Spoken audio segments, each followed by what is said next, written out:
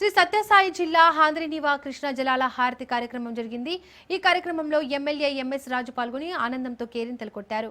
Gollapalli reservoir నుండి Madakasira branch canal ద్వారా కృష్ణా జలాలను మనూరు చెరువుకి జలహారతి కార్యక్రమాన్ని నిర్వహించారు.